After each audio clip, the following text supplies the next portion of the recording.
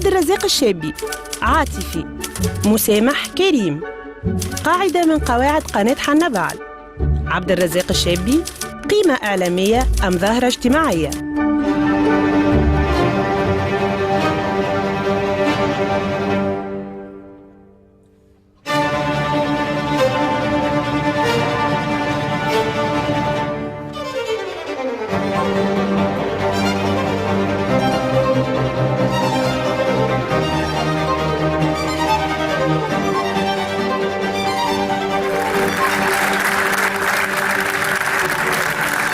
مرحبا بك سي عبد الرزاق الشابي، شنو احوالك؟ لاباس تري تري بيان. مرتاح في القعده؟ علاش حاسك متقلق شوي؟ لا مانيش متقلق برشا. لا مليك كي قلت لك اقعد على الكرسي لهنا قلت لي لا انا نقعدوني وانت غادي. ما هو الكرسي حسيته مش مريح معناتها. عادة يلزمه مريح باش ينجم الواحد يتكلم. مش مريح بالنسبه لك. مش مريح. نحب نشكرك عبد الرزاق على انك كنت ضيف الليله بحذانا، وهذا دليل على انك شخص مغامر وتقبل المغامره رغم انك ما شاهدتش الحلقه الاولى وما حبيتش تشاهد ما بيناتنا قبل. علاش؟ انا ديما كل برنامج سواء نعمله او نحضر فيه عاده ما نشوفوش وما نشوفش الناس اش قالت باش ما نتاثرش، باش نكون انا عبد الرزاق. واضح. دونك ما شفتوش البرنامج، يظهر لي العدد الاول مع لطفي العبدلي، ما شفتش لطفي العبدلي شنو قال، شفت شويه السبوت. برنامج جديد يظهر لي سمباتيك حلو، فيه حاجات، فيه الانسان المنشط او النجم الانسان. ما نعرفش مش محضرين انتم توا، الله اعلم. الله اعلم. الله اعلم. شاهد معايا شكونه هذا؟ شكون؟ على كل هذا عبد الرزاق الشابي اللي اعلامي وصحفي انطلق منذ سنوات في المجال الاعلام المكتوب، من تقريبا درت على الجرايد التونسيه الكل. شنو هو الحاجات اللي تحب تبدلهم في روحك عبد الرزاق وانت تشوف في روحك هكا؟ انا تعجبني روحي وما نجم نبدل حتى شيء، وانا كما انا معناتها الصوره هذه نحبها ونحب نخليها كما هي. انا عاده احيانا يسالوني يقولوا علاش ما تبدلش لبستك وعلاش تحضر في البرامج التلفزيونيه ديما كسوه وكرافات؟ نقول لهم دائما اراني لم بدل طريقه اللوك زعما ولا نبدل اللبس. نحب روحي في هذه الصوره، والصورة هذه استنست بها وديما نحب نخليها، لأني الصورة نتصور أنها تقعد ديما البصمة متاع الإنسان. التغيير ربما لا. شنو الحاجات اللي تحب تبدلهم في روحك؟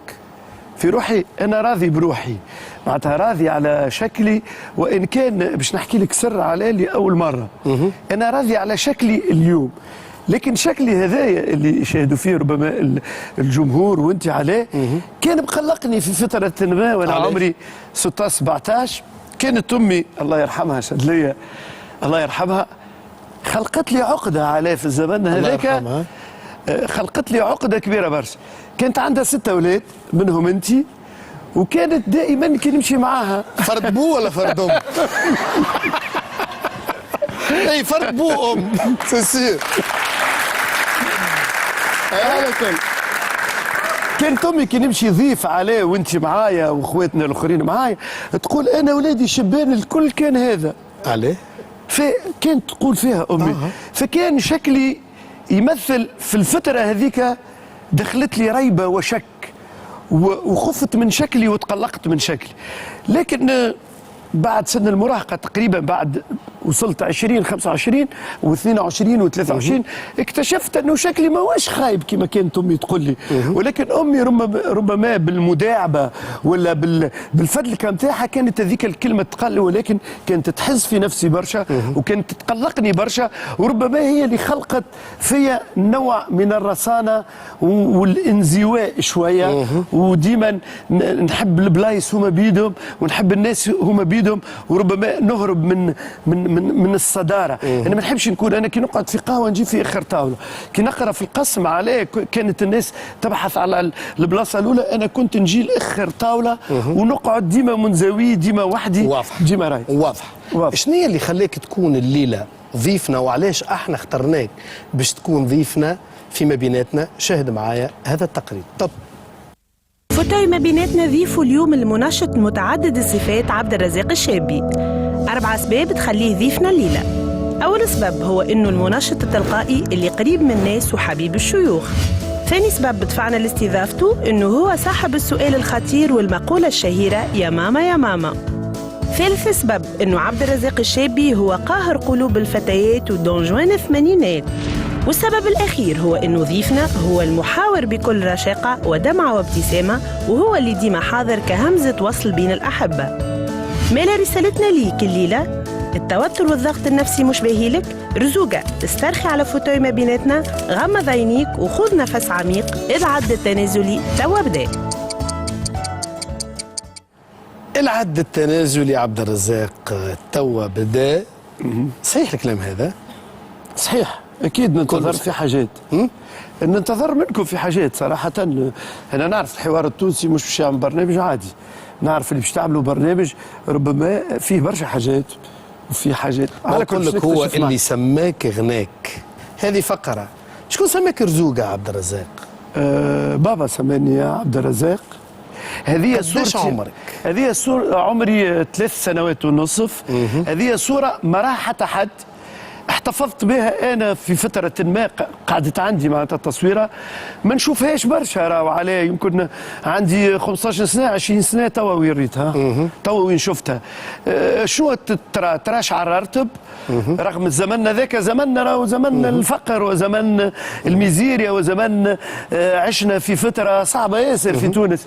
ترى بريق نتاع عينين نتاع واحد يقول لك حاجه، يقول لك انا لا مش مزمر. يقول لك انا باش نكون حاجه يظهر لي في الصوره الثانيه. هذه الصوره الثانيه صوره تجمعني انا، هذاك اللي شعره طويل الوسطاني اللي بحذاك انت، وهذاك على الشاب. انا الزغرون هذاك، الصغرون على الشاب هذاك. ما تصفقوش انتم، لا ما تصفقوش.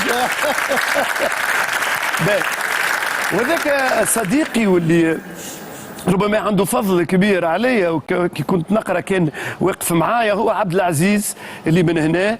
خالد ولد اختنا اللي ربيناها، اختي سعاد ربي فضلها، هذاك خالد ولدها. وذاك نقيب في الشرطه، نقيب تقريبا، او هو هشام ولد خالتي. شو كيفاش كان هشام، شو كيفاش انت كنت زاد عليه. فقط باش نزيدك معلومه، هذه في العيد، التصويره هذه عيد سنه 1978. هذه 78 عام 78. نشوفوا الصورة الموالية.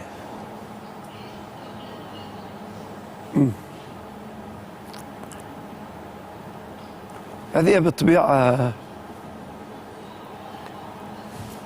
شاد ليا. شكون؟ شكون نقول لك شكون عليه؟ نسأل فيك. هذيك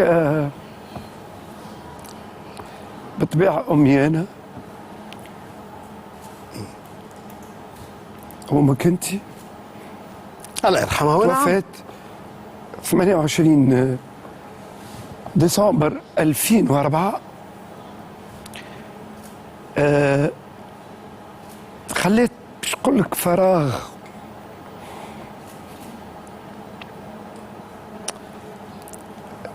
أنا عليه نجم نقص ونرجع ولا لا؟ كمل مسيدي. أنا من التاريخ هذاك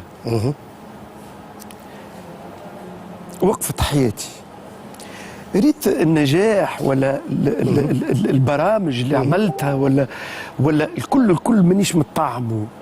بالنسبة لي أنا ما عندي حتى حاجة فرحتني من 28 ديسمبر 2004 بعد رحيل أمي.